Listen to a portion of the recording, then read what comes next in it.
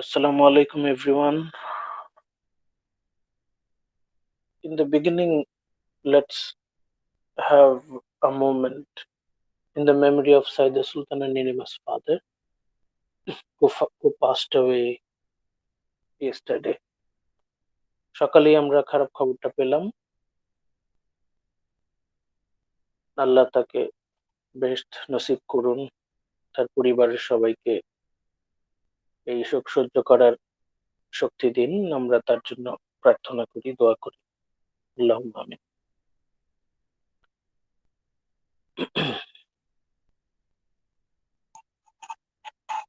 আমার কথা কি শুনতে পাচ্ছেন আপনারা পরিষ্কার?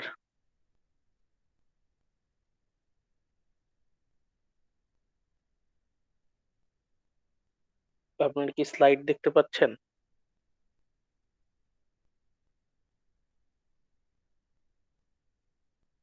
Please response.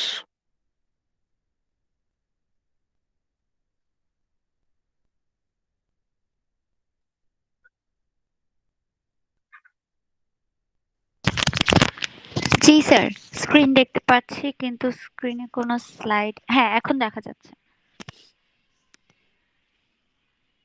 Okay. সরি, আমার মনে হয় গলা একটু প্রবলেম। আচ্ছা, লেটস স্টার্ট।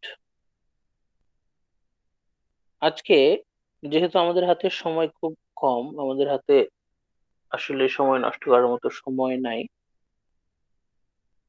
আজকে আমরা লেকচার 10-এ ঢুকে যাব সরাসরি। আমাদের next text, it is actually for final. Our lecture 10 ENG 4233। আপনারা আপনাদের সামনে টাইটেল দেখতে পাচ্ছেন। Our next text, A Portrait of the Artist as a Young Man. A Portrait of the Artist as a Young Man. এটা হচ্ছে আমাদের পরবর্তী novel. বেশ লম্বা নাম, আমরা সংক্ষেপে বলবো A Portrait। পুরো নামটা অনেক বড়। A Portrait of the Artist as a Young Man, আমরা সংক্ষেপে বলবো A Portrait। পুরো লেকচারটাই it is based on an article by Aziz Mohammadi। এটা একটু পরে আপনাদেরকে দেখাবো। This is a research article based on A Portrait of the Artist as a Young Man. Novel পড়া শুরু করার আগে একটা ইন্ট্রোডাক্টরি আইডিয়া দেওয়ার জন্য এটা বেশ ভালো একটা আর্টিকেল। So let's begin. আমরা শুরু করি আস্তে আস্তে।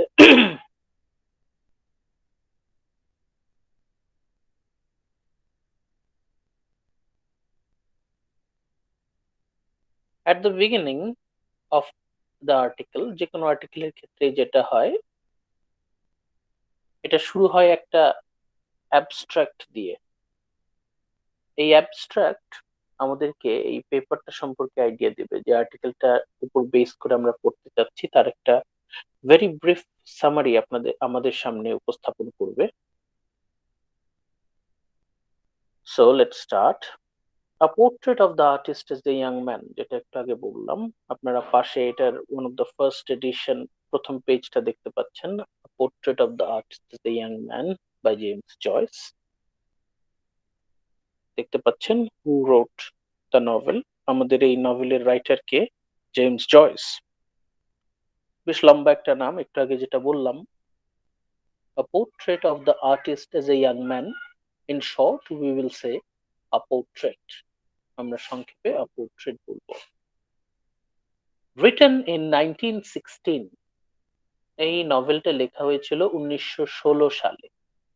1916, 1916। তখন এই 1916 already 2 years inside world war one. প্রথম বিশ্বযুদ্ধ শুরু হয় 1914 সালে, তার 2 বছর পর 1916 সাল। and yet 2 years to complete, to finish the world war one। মানে প্রথম বিশ্বযুদ্ধের একেবারে মাঝামাঝি সময়, 1916 সালে এই নভেলটা লেখা হয়, written in 1916. This is an autobiographical novel. নির্ভর, not an autobiography, এটাকে আমরা আত্মজীবনী বলছি না, কিন্তু it is based on autobiography of James Joyce, আমাদের যিনি লেখক, যিনি ঔপন্যাসিক, নভেলিস্ট জেমস জয়েস, তার জীবনের বিভিন্ন কাহিনী অবলম্বন। Based on the autobiography of James Joyce, this novel is written. মানে এই নভেলে আমরা অনেক আত্মজীবনীমূলক উপাদান খুঁজে পাবো। The first novel of the great Irish writer James Joyce. এই নভেলটা জেমস জয়েসের লেখা প্রথম উপন্যাস, the first novel of the great Irish writer James Joyce. James জয়েসের লেখা প্রথম উপন্যাস। Written in modernist style. Written in modernist. It was written in modernist style. A portrait এর শুরুতেও আমরা জানছি যে this novel is written in modernist style. এই নভেলটাও modernist স্টাইলে কিন্তু লেখা। It is also written in modernist style. কেন এটাকে বলা হচ্ছে modernist style? কেন বলা হচ্ছে? Because it contains some category of realism, naturalism and Marxism. এই নভেলে আমরা একই সাথে বাস্তবতাবাদ, রিয়েলিজম, রিয়েলিটি সম্পর্কে একটা ধারণা পাবো, রিয়েলিজম সম্পর্কে একটা ধারণা পাবো, ন্যাচারালিজম অ্যান্ড মার্কসিজম, এই বিষয়গুলো কম্বাইন্ড আছে এই নভেলে। এই জন্য এই নভেলটাকে বলা হচ্ছে this novel is written in modernist style. Now last point আমরা খেয়াল করি, খুবই গুরুত্বপূর্ণ, অলরেডি এটা বলেছি তারপরেও বলছি, একটু ভালো করে খেয়াল করেন। The relationship between the main protagonist Stephen Dedalus and the author James Joyce. আমরা বারবার একটা বিষয় মাথায় রাখবো, যতবারই আমরা এই উপন্যাসটা পড়বো ততবার আমাদের যে মূল চরিত্র, নভেলের যে মূল চরিত্র, তার সাথে আমাদের যিনি লেখক, তার সাথে একটা সম্পর্ক খুঁজে বের করার চেষ্টা করব। Relationship between our main character protagonist, যার নাম স্টিফেন ডেডালাস, এটা আমরা আস্তে আস্তে জানবো। আ পোর্ট্রেট, এই নভেলের মূল চরিত্র স্টিফেন ডেডালাস, আর এই নভেল লিখেছেন জেমস জয়েস। এই স্টিফেন ডেডালাস এবং জেমস জয়েস, স্টিফেন এবং জয়েস, এই দুজনের মধ্যে একটা রিলেশনশিপ আছে। অনেকে বলবে দে আর দ্য সেম পার্সন, তারা একই মানুষ। জেমস জয়েস নিজেকেই স্টিফেন ডেডালাস রূপে এই নভেলে উপস্থাপন করেছেন। এই কথাটা সত্য কিনা আমরা আস্তে আস্তে বোঝার চেষ্টা করব।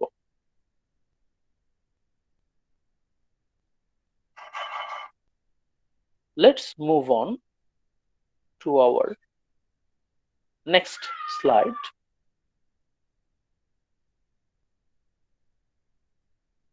আপনারা কি নেক্সট স্লাইডটা দেখতে পাচ্ছেন? না স্যার, আগেরটাই শো করছে।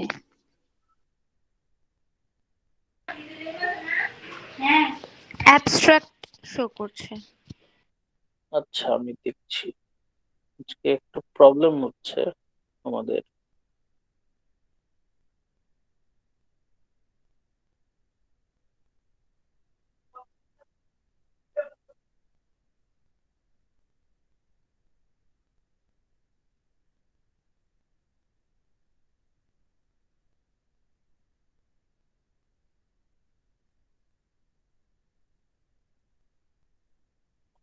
একটা টেকনিক্যাল প্রবলেমের কারণে screen আসছে না। আচ্ছা, আমি আরেকবার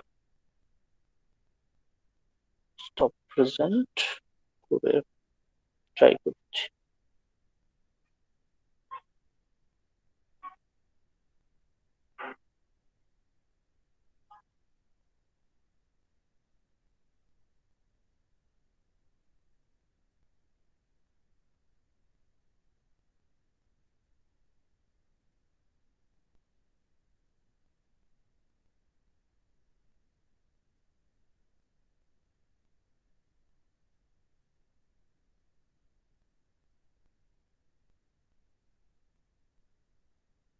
আমার এখানে দেখাচ্ছে শেয়ার হচ্ছে,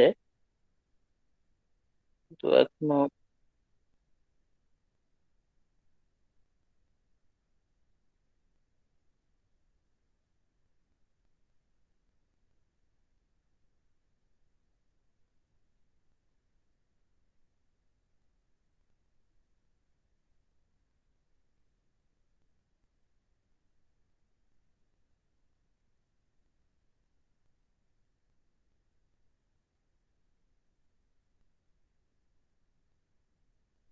ল্যাপটপে কোনো একটা প্রবলেম করছে, একটু প্লিজ ওয়েট করবেন।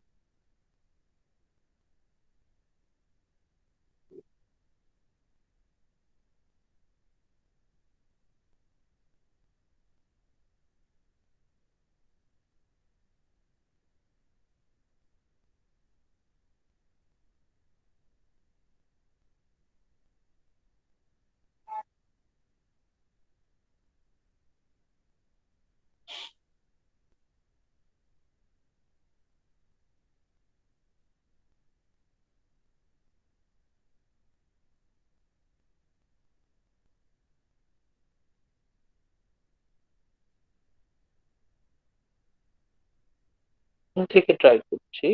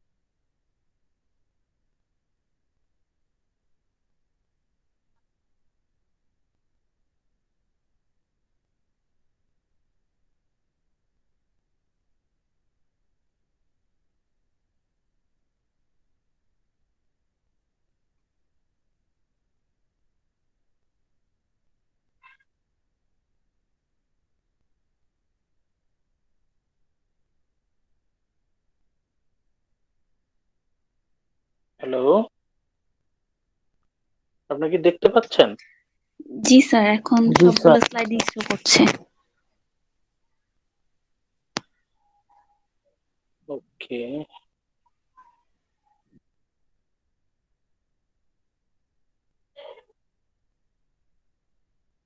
আমরা এই পর্যন্ত ছিলাম। ইয়েস স্যার, এরপরে ইন্ট্রোডাকশন রিলেশনশিপ মেবি। বিটুইন, হ্যাঁ হ্যাঁ, ইন্ট্রোডাকশন। ইন্ট্রোডাকশনে আমরা জেমস জয়েস সম্পর্কে কিছু তথ্য জানার চেষ্টা করব।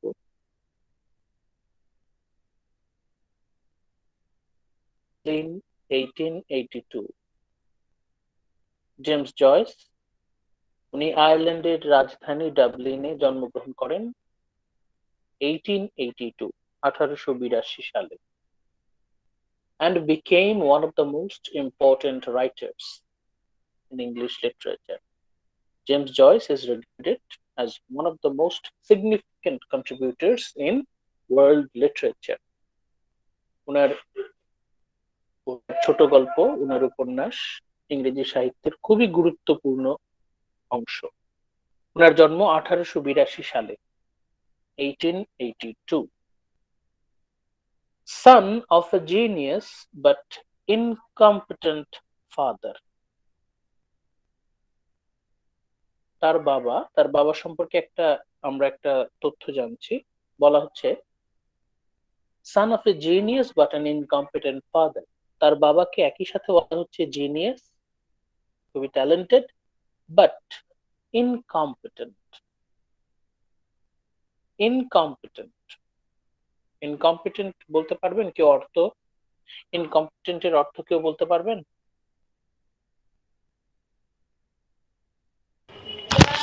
স্যার কম্পিট করা যায় না এরকম? ইনকম্পিটেন্ট মানে হচ্ছে যিনি তার জীবনে কোনো কাজেই ওইরকম সফল হতে পারেন না, তাকে আমরা বলে থাকি ইনকম্পিটেন্ট। মানে উনি সব কিছুতেই এক্সপার্ট, কিন্তু উনি কোনো সফল হইতে কিছুতেই পারে না। সফল হতে পারেন। ওনার বাবা খুবই বুদ্ধিমান, খুবই ট্যালেন্টেড একজন ব্যক্তি ছিলেন, কিন্তু উনি কোনো কিছুতেই শেষমেশ সফল হতে পারেন। এটা আমরা পরবর্তীতে আমাদের এই উপন্যাসে, আমাদের এই পোর্ট্রেটেই আমরা তার বাবার মতো আরেকজনকে দেখতে পাবো। মানে তার বাবা কেমন ছিলেন তার একটা ছবি আমরা এই নভেলের এই উপন্যাসের একটা চরিত্রের মধ্যে আমরা দেখতে পাবো।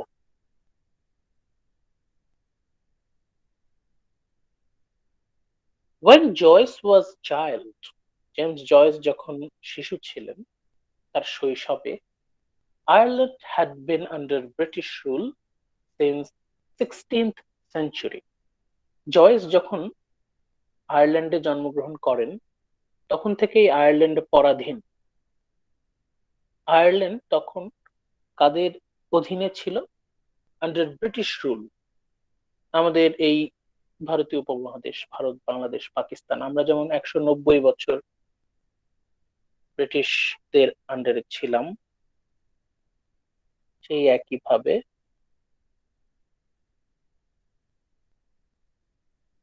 তখনকার আয়ারল্যান্ড, জেমস জয়েসের জন্মভূমি আয়ারল্যান্ড, এই আয়ারল্যান্ড শহরটাও ছিল ব্রিটিশদের আন্ডারে।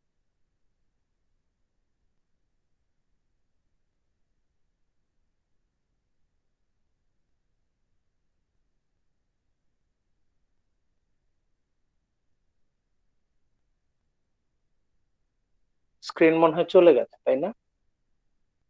না স্যার, আছে স্যার। স্যার আজকে স্যার ক্লাসরুমে স্যার আমরা স্যার মিটের ইয়েটা পাইনি স্যার, অ্যানাউন্সমেন্টটা স্যার, জন্য একটু প্রবলেম হয়েছে। মেসেঞ্জারে নাই তো স্যার, এই জন্য আমার একটু ট্রাভেল হয়ে গিয়েছিল।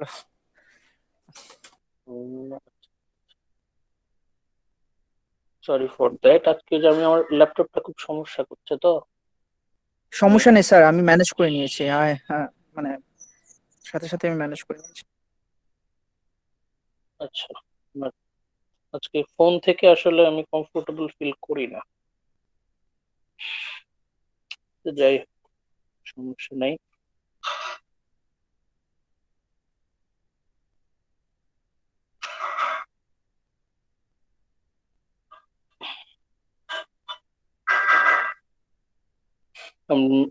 আজকে অনেক বেশি সমস্যা হচ্ছে, এর জন্য সরি, কারণ ল্যাপটপটা না থাক।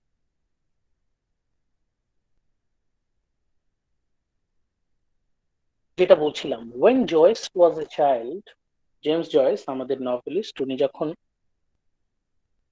শিশু ছিলেন, Ireland had been under British rule since 16th century. তখন থেকে, এই 1600 শতাব্দী থেকেই, from 16th century, একদম ওই এলিজাবেথান পিরিয়ডের আগে থেকেই আয়ারল্যান্ড ছিল ব্রিটিশদের আন্ডারে। and the political tension between Ireland and Britain had been high. Ireland এবং ব্রিটেন এই দুই দেশের মধ্যে রাজনৈতিক যে অস্থিরতা সেটা ছিল প্রবল। মানে রাজনীতির দিক থেকে তখন আয়ারল্যান্ড ছিল একটা তুলনামূলক অস্থির অবস্থায়। দ্য আয়ারল্যান্ড ওয়াজ তখন ছিল অস্থিতিশীল।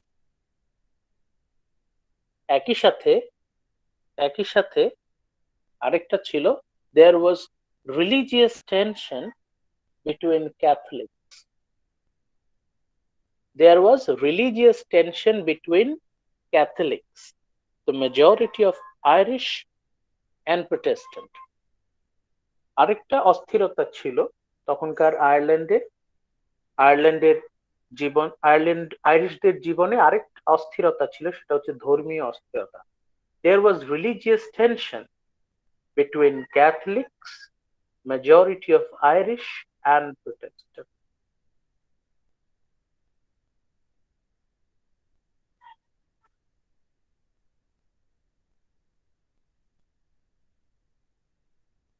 জয়েন আবার প্রথম থেকে করতে হবে, সরি ফর দ্যাট।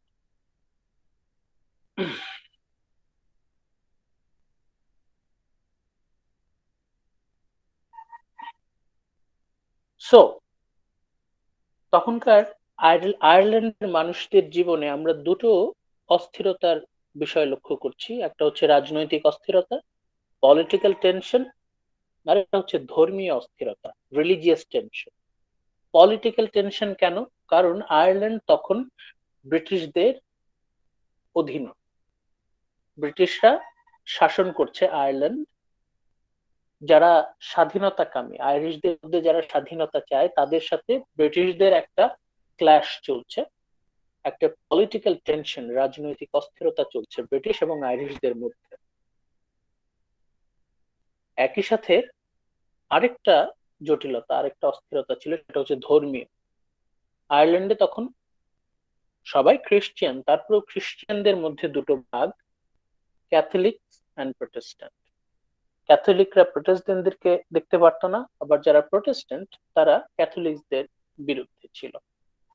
সুতরাং এই ধর্মীয় দিক থেকে একটা অস্থিরতা পরিবেশ, একটা অস্থির পরিবেশ বজায় আছে। So a religious tension between Catholic and the majority of Irish and Protestant.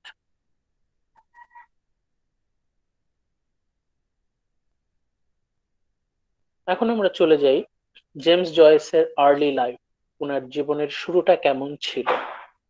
James Joyce's early life.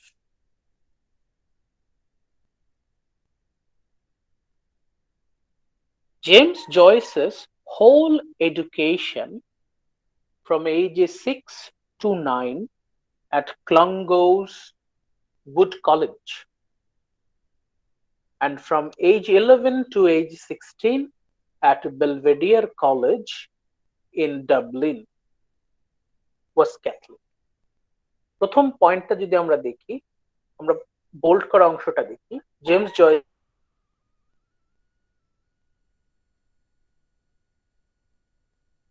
শিক্ষা এবং মাধ্যমিক শিক্ষা। প্রাথমিক শিক্ষা বলতে এইজ 6 টু এইজ 9, তার 6 বছর বয়স থেকে 9 বছর, 6, 7, 8, 9 প্রাথমিক, ওদের প্রাইমারি এডুকেশন ফার্স্ট 4 ইয়ার্স কোথায়? ক্লংগোস উড কলেজ। এটা আয়ারল্যান্ডের একটা বিখ্যাত boarding school, very religious, strictly religious. এবং কোন রিলিজিয়ন? অবশ্যই ক্যাথলিক। 6 থেকে 9 উনি কোন স্কুলে পড়লেন? ক্লংগোস wood college. From age 11 to age 16, তার বয়স 11 থেকে বয়স 16, 11, 12, 13, 14, 15, 16, 6 বছর। For 6 years, he studied at another prestigious institution, Belvedere College. ডাবলিনের বেলভেডিয়ার কলেজ, এটাও খুবই বিখ্যাত। এই দুটো ইনস্টিটিউশন, ক্লংগোস উড কলেজ এবং বেলভেডিয়ার কলেজ, এই দুটো ইনস্টিটিউটই ক্যাথলিক।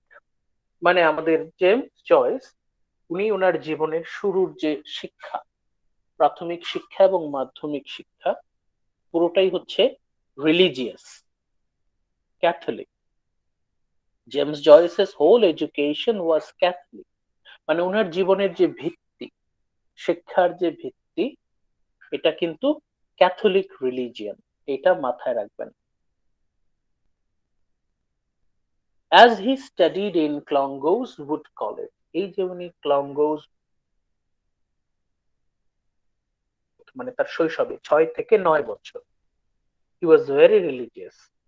তার 6, 7, 8, 9 এই 4 বছর জীবনের এই মূল্যবান সময়টা, 6 বছর থেকে 9 বছর, এটা কিন্তু ফাউন্ডেশন পিরিয়ড শৈশবে। এই 6 থেকে 9 বছর যখন তিনি ক্লংগোজ উড কলেজ এই বোর্ডিং স্কুলে পড়তেন, হি ওয়াজ ভেরি রিলিজিয়াস, খুবই ধার্মিক ছিলেন, খুবই ধার্মিক ছিলেন।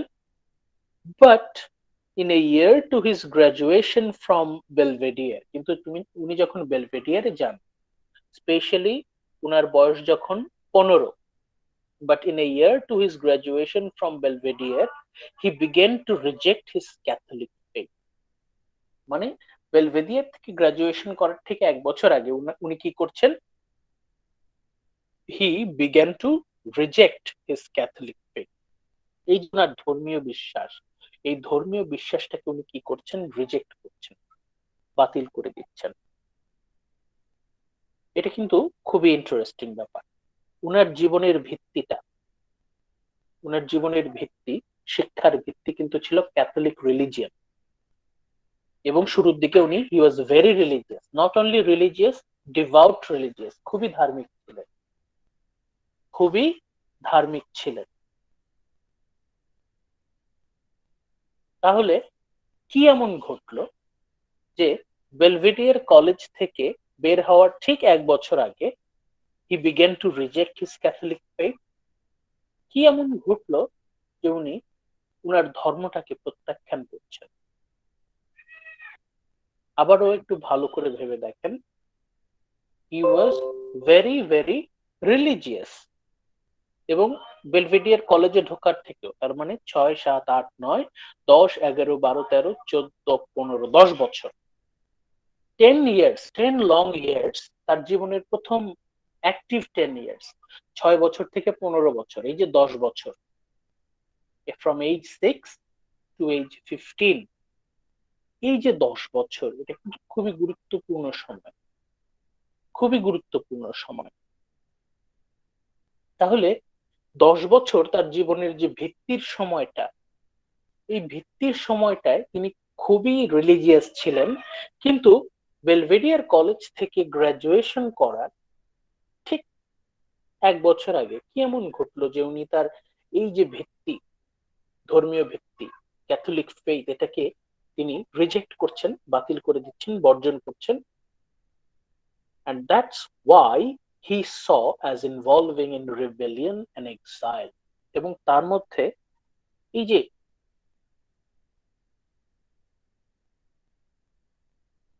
ধর্মকে রিজেক্ট করে দেয়া, ওই অত অত বছর, ওই অল্প বয়সে ধর্মকে বাতিল করে দিচ্ছে, বুঝতে পারছেন বিষয়টা? এটা কিন্তু চারটিখানি কথা না। 15 বছর বয়সে একটা কিশোর, সে ধর্মকে বর্জন করছে, তাহলে তার পারিপার্শ্বিক পরিস্থিতি কেমন হতে পারে আপনারা একটু আন্দাজ করার চেষ্টা করুন। প্লিজ ট্রাই টু ইমাজিন, 15 বছর বয়সের একজন কিশোর, সে ধর্মকে বর্জন করছে। He began to reject his Catholic faith, and that's why he saw as involving in rebellion and exile। এবং এটাও তার এই যে তার জীবনের একটা পর্যায়ে তিনি বিদ্রোহী হিসেবে নিজেকে আত্মপ্রকাশ করেন। এটা কিন্তু একটা গুরুত্বপূর্ণ অংশ তার গ্রোথ আপে, তার বেড়ে ওঠা। এবং তিনি প্রায় নিজেকে নিজে স্বেচ্ছা নির্বাসনে যান। এই যে রিবেলিয়ন এন্ড এক্সাইল, শুধুমাত্র উনি যে বিদ্রোহ করছেন তাই না, উনি কিন্তু স্বেচ্ছা নির্বাসনে চলে যাচ্ছেন। তার পরিবার, সমাজ, দেশ, ধর্ম সবকিছু ত্যাগ করে তিনি চলে যাচ্ছেন। কিন্তু কেন, কেন তিনি এই কাজটা করছেন? কেউ হয়তো বলতে পারে এটা তো পাগলামি, দিস ইজ ম্যাডনেস। কিন্তু আসলে ঘটলোটা কি, হোয়াট হ্যাপেন, এই বিষয়টা কিন্তু আমাদের মাথায় রাখতে হবে।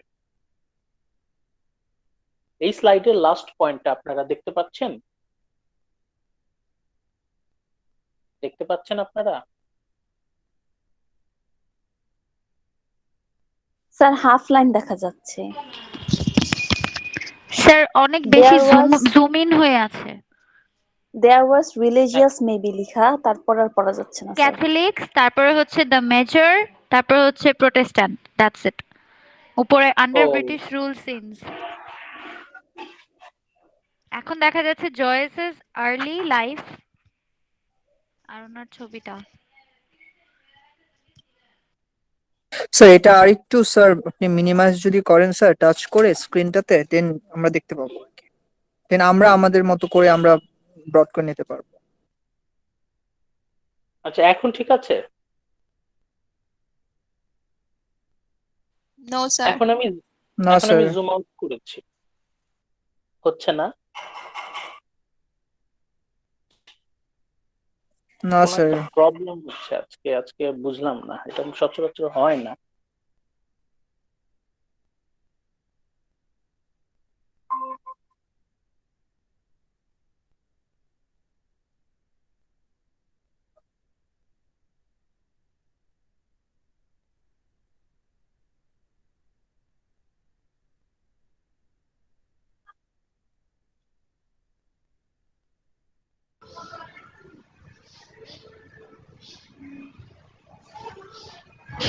আচ্ছা,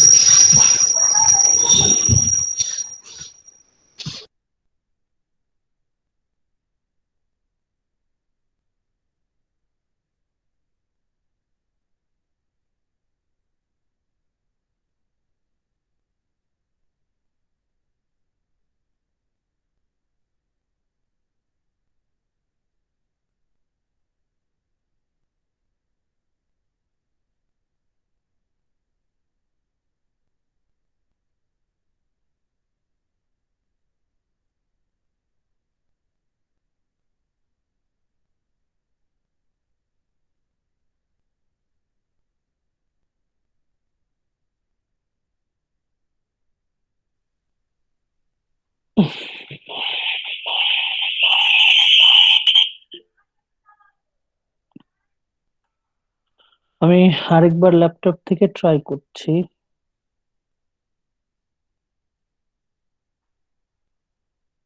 আশা করি এবার হবে।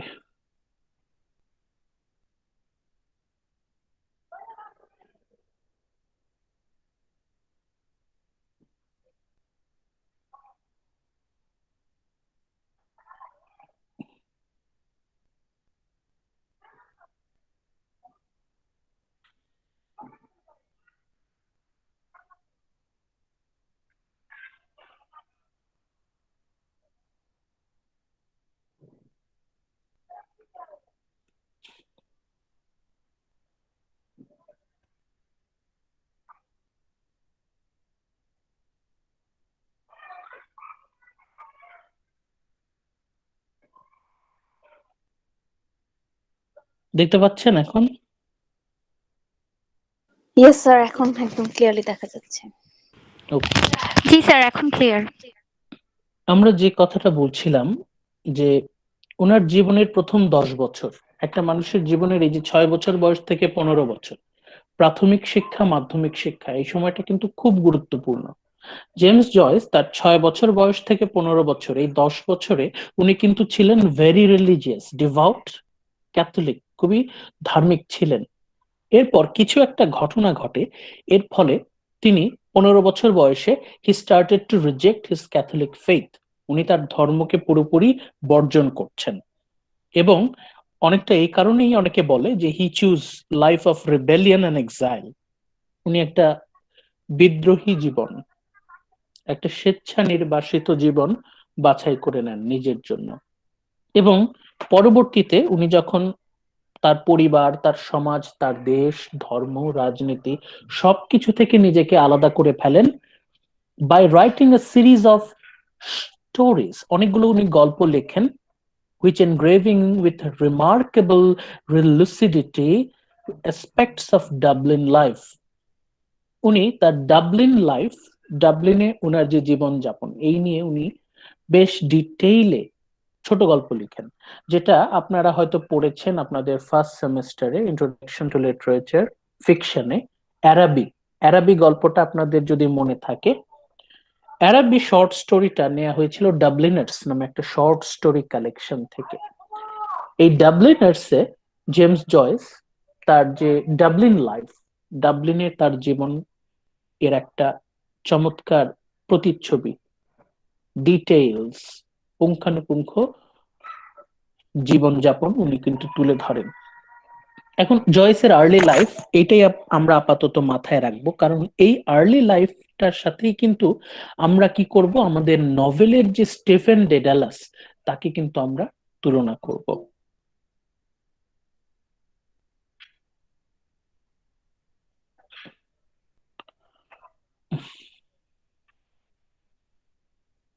ওকে, let's go to our next slide, আমাদের fifth slide, Joyce's decision. Joyce তার জীবনে, জেমস জয়েস আমাদের যিনি ঔপন্যাসিক জেমস জয়েস, উনি তার জীবনে একটা বেশ গুরুত্বপূর্ণ সিদ্ধান্ত গ্রহণ করেন। Joyce takes a serious decision. এটা শুধু জেমস জয়েসকে স্টাডি করলেই আমরা পাবো তা না, বরং আমরা যে নভেলটা পড়ছি আ পোর্ট্রেট, এই পোর্ট্রেটের যে মূল চরিত্র স্টিফেন, এর সাথেও কিন্তু আমরা এই মিলটা খুঁজে পাবো। কিভাবে? Like Stephen his fictional hero, like Stephen মানে কি, এখন কিন্তু আমরা সরাসরি তুলনা করছি, কম্পেয়ার করছি। মানে এখন আমরা যে ঘটনার কথা বলছি, যে বিষয়টার কথা বলছি, এটা শুধু আমাদের উপন্যাসের চরিত্র স্টিফেনের সাথেই ঘটেছে তাই না, এটা আমাদের ঔপন্যাসিক জেমস জয়েসের সাথেও ঘটেছে। তার মানে আমরা বলতে পারি, আমরা যদি জেমস জয়েসকে বুঝতে পারি তাহলে আমরা স্টিফেন ডেডালাসকে বুঝতে পারবো। স্টিফেন ডেডালাসকে যদি আমরা ভালো করে চিনতে পারি তাহলে আমরা আমাদের novelist James Joyce কেও জানতে পারবো। Our protagonist and novelist, they are actually the same person. একজনকে চিনতে পারলে আরেকজনকে চেনা হয়ে যাবে। Like Stephen, স্টিফেনের মতোই Joyce in his youth felt restrained by the pressure of religion and politics. তিনি তার যৌবনে, তার জীবনের প্রথম জীবনে he felt restrained, উনি বন্দি, নিজেকে বন্দি মনে হয়েছে। He felt restrained by the pressures of religion and politics. মানে উনি যাই করতে চান না কেন, হয় রাজনীতি এসে বাধা দেয় অথবা ধর্ম এসে বাধা দেয়, উনি মন মতো ইচ্ছা মতো কোনো কিছুই করতে পারছেন না। হয় সেটা ধর্ম বিরোধী হয় অথবা সেটা রাজনীতি বিরোধী হয়। তার প্রতিটা কাজে, প্রতিটা কর্মে, প্রতিটা সিদ্ধান্তে ধর্ম এবং রাজনীতি হয় দুটো অথবা যে কোনো একটা তাকে বন্দি করে ফেলছে। মানে জেমস জয়েস উনি বেশ দমবন্ধ একটা পরিবেশ, একটা আবদ্ধ বন্দি একটা আবহাওয়ার মধ্য দিয়ে বড় হয়েছেন। তার কাছে মনে হয়েছে উনি রাজনীতি এবং ধর্মের হাতে বন্দি, শেকলে বন্দি, রাজনীতির শেকল, ধর্মের শেকলে উনি বন্দি। And limited and spare interest which surround him in Ireland during the 19th century. Limited and spare interest মানে তার আশেপাশে আসলে তেমন করার কিছু নাই, মানে to feel good about oneself, নিজের সম্পর্কে যে ভালো কিছু একটা ধারণা থাকবে তার কোনো উপায় নেই। Limited and spare interest which surround him in Ireland during the 19th century, উনি যে সময়টা বড় হচ্ছেন, করেছেন 1882 সালে, মানে উনার প্রথম 18 বছর, এই সময়টা কিন্তু 19th সেঞ্চুরি, ওই পিরিয়ড চলছে। আয়ারল্যান্ডে তখন একটা স্বাধীন মুক্ত লেখক, স্বাধীনভাবে উনি কোনো কিছুই লিখতে পারছেন না, উনি কোনো কিছুই বলতে পারছেন না। পদে পদে ধর্ম এসে বাধা দিচ্ছে, পদে পদে রাজনীতি এসে বাধা দিচ্ছে। আপনি কি মিল পাচ্ছেন তখনকার আয়ারল্যান্ডের সাথে অন্য কোনো দেশের? হয়তো আপনার খুবই পরিচিত একটা দেশের আপনি যাই করতে যান না কেন, হয় আপনি ধর্মীয় ভাবে বাধার শিকার হবেন, অথবা রাজনৈতিক ভাবে বাধার শিকার হবেন। আশা করি আপনারা বেশ ভালোভাবে জেমস জয়েসের পরিস্থিতিটা ফিল করতে পারবেন। জেমস জয়েস সিদ্ধান্ত নিলেন যে এই দেশে থেকে কিচ্ছু হবে না, I need to leave this country as soon as possible, যেটা আপনারা অনেকেই মনে করেন। আপনাদের এই অনেকেরই ইচ্ছা, আর অনেকেরই এটা মনের ইচ্ছা যে যত তাড়াতাড়ি সম্ভব কিছু একটা এডুকেশন সার্টিফিকেট হাতে নিয়ে দেশ থেকে বের হয়ে পড়ি। এবং রাজনীতির চারিদিকে ধর্ম এবং রাজনীতির এত বেশি প্রভাব, কোনো কিছুই করা যায় না, সবকিছুতে ধর্ম এবং রাজনীতি এসে ইন্টারফেয়ার করছে। এই দেশে কিভাবে উন্নতি করা সম্ভব? অতএব যত তাড়াতাড়ি সম্ভব কানাডা, অস্ট্রেলিয়া, আমেরিকা, ব্রিটেন, যেখানে যাওয়া সম্ভব চলে যাই, এই দেশে থেকে কিচ্ছু হবে না। এটা হয়তো আপনাদের 99% স্টুডেন্টের মনের কথা, তাই না? জেমস জয়েসের মনের কথা ছিল ওটা। জি sir. James Joyce restrained by the pressure of religion and politics। দেখেন কি অদ্ভুত, তখনকার আয়ারল্যান্ড এবং এখনকার বুঝতেই পারছেন, আমি বলছি না, আপনারা বুঝে নেন, বললে আবার সমস্যা আছে, তাই না? Okay, because of the restricted atmosphere, জি স্যার। এই যে আমাদের চারিদিকে একটা রেস্ট্রিক্টেড, একটা সীমাবদ্ধ আবদ্ধ আবহাওয়া। ইন 1904, 1904 সালে, 1882 সালে ওনার জন্ম, তাহলে 1904 সালে ওনার বয়স হচ্ছে 22, যেটা আপনাদের বেশিরভাগেরই বয়স। আপনাদের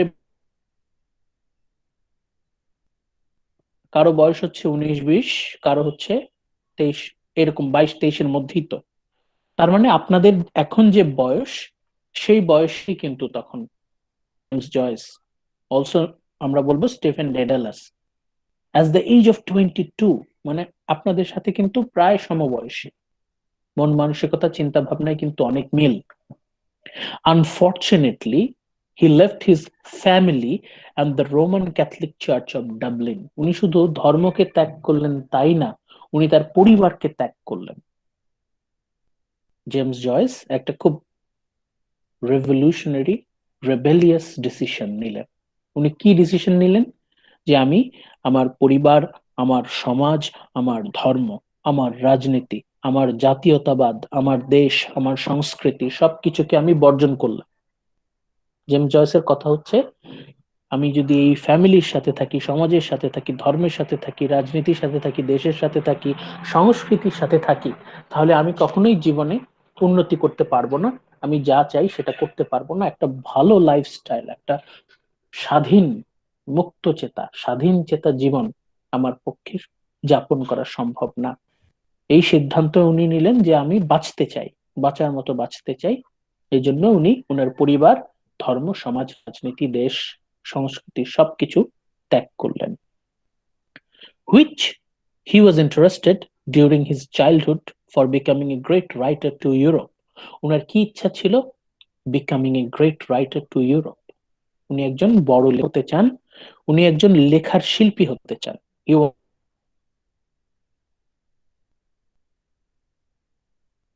উনি একজন শিল্পী হতে চান, কথা শিল্পী, the artist who has the ability to write whatever he wants to write।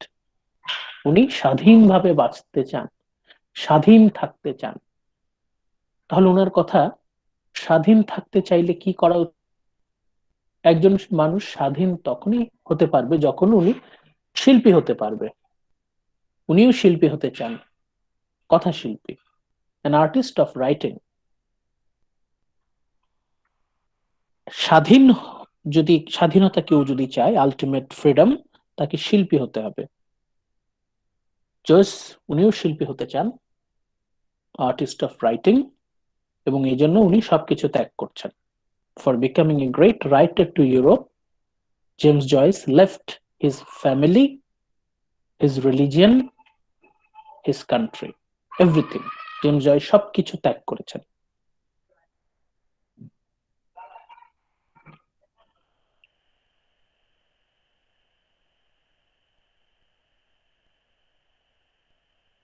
দুটো টেক্সট, ম্যান এন্ড সুপারম্যানেও রাইটিং স্টাইল নিয়ে কথা বলেছি, আমরা কিন্তু লর্ড জিমেও রাইটিং স্টাইল নিয়ে কথা বলেছি।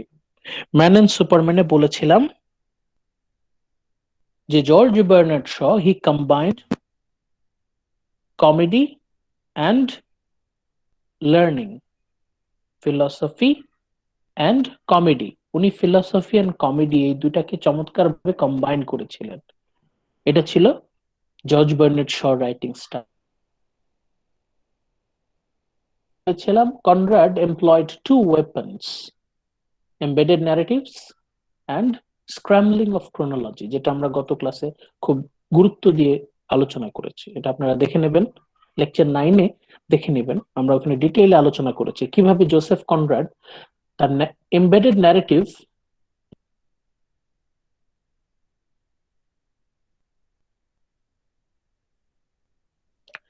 এবার আমরা আসি জেমস জয়েসের রাইটিং স্টাইল। জেমস জয়েস কিভাবে লিখতেন, তার লেখার স্টাইলটা কি? Most of the Joyce's work contain the style known as stream of consciousness.